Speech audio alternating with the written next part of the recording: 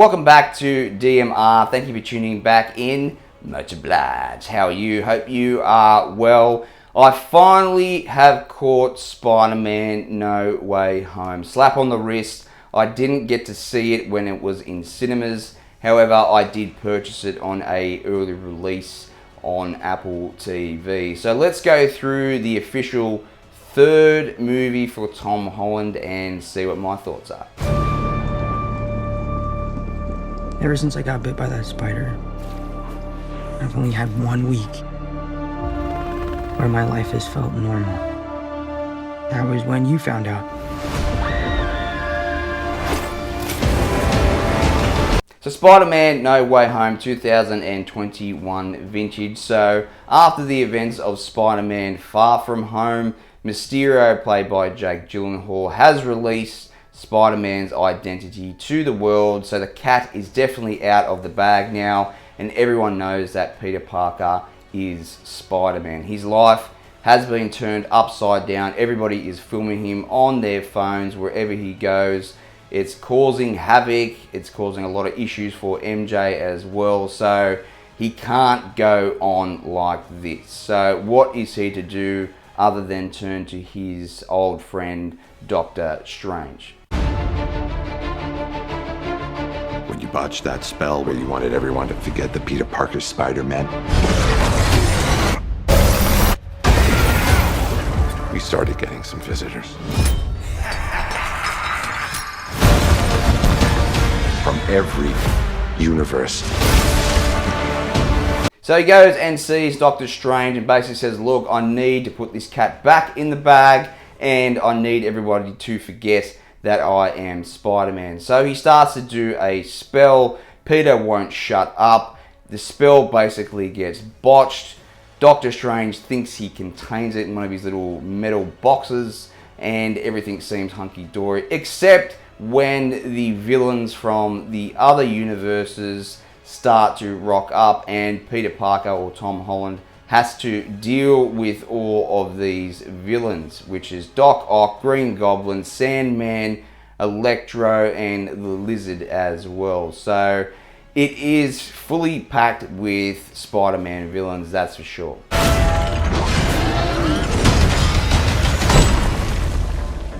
Hello, Peter.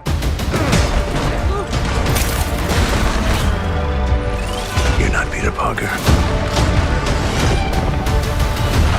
I'm sorry, what was your name again? Dr. Otto Octavius. Wait, no, seriously, what's your actual name? So like Spider-Man 3, this movie has a hell of a lot of villains in it, more so than Spider-Man 3, which was played by Tobey Maguire.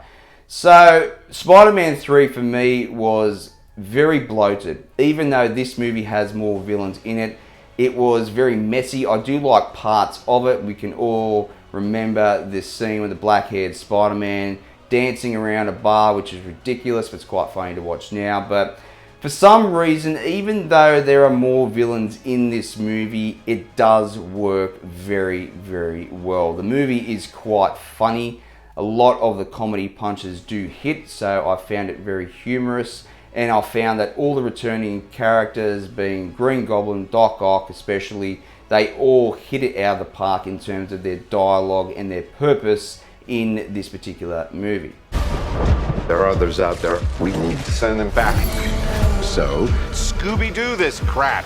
You know, all this is kind of your mess. I know a couple of magic words myself, starting with the word please. Please, Scooby-Doo this crap.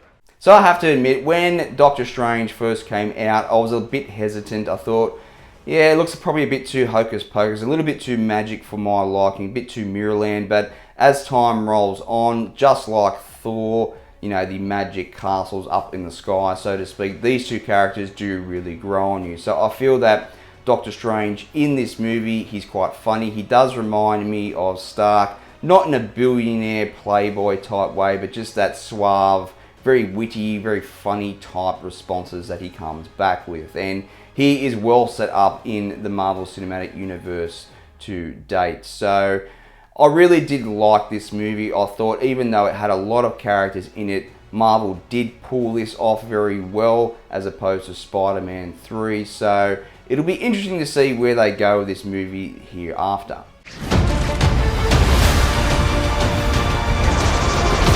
You're flying out into the darkness to fight ghosts. What do you mean?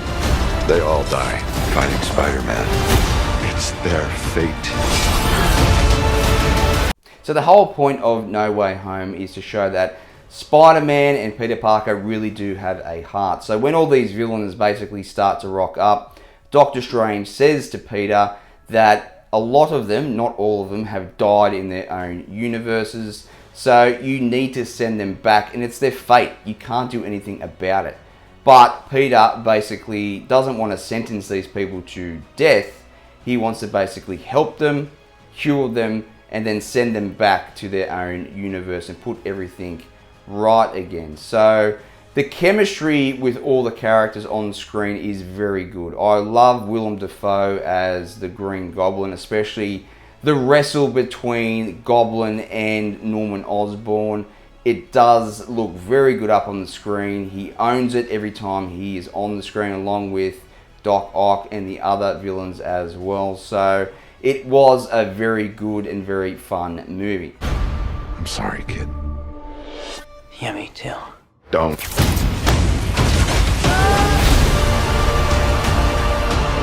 Look, there has to be another way. There isn't. They're a danger to our universe. You're not gonna take this away from me. So I'm not going to get into the big spoiler. If you've been living under a rock for the past 12 months, you'll know what I'm talking about. So I'm not going to touch that with a 10-foot pole in this particular review. So how's this? The budget for this movie was $200 million. Okay, so $200 million. It's currently made $1,886 billion at the box office, which is ridiculous. It is just incredible, the magnitude of this particular franchise and where it's got to in this day and age. So just an amazing effort for this particular movie. And it's not an Infinity War, it's not an Endgame movie. It's just incredible how far this particular movie has come. So it does rate very highly on Rotten Tomatoes at 93%. It did kick off with 99%, but then drop back a little bit over time. Peter, you're struggling to have everything you want while the world tries to make you choose. This is all my fault. I can't save everyone. So now we get to the pros and cons section of the review. The pros: the movie looks immaculate. It flows very well. It looks great. All the characters do a very good job in it. The storyline and plot does go quite well. I really enjoyed it. A lot better than Spider-Man 3 with a lot more villains in it.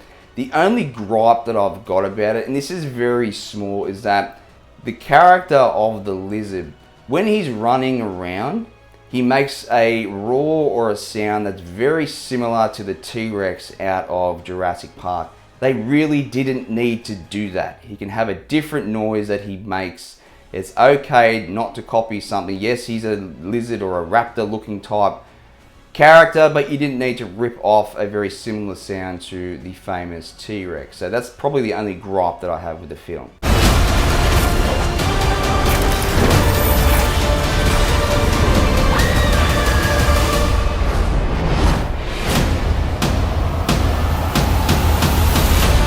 So the verdict, I would have loved to have gone and caught this at the cinema, but I caught it at home on the big screen TV and the big loud hi-fi system. So I will give it my #1 rating, which is I would have gone and seen it at the cinema 100%, and I did purchase it on the Apple TV. It probably would look a lot better on the 4K, but it is a great film. It is going to be interesting to see what they do with Holland now, because this is his 3rd movie as Spider-Man.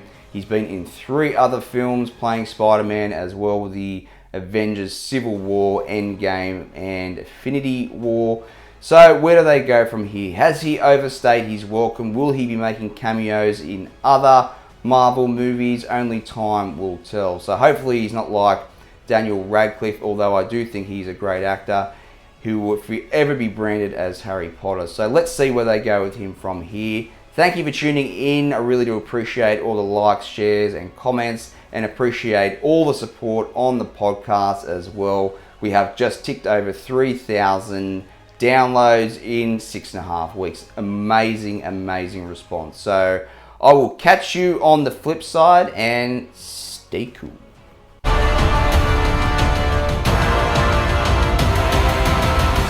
What's happening? They're starting to come through, and I can't stop them.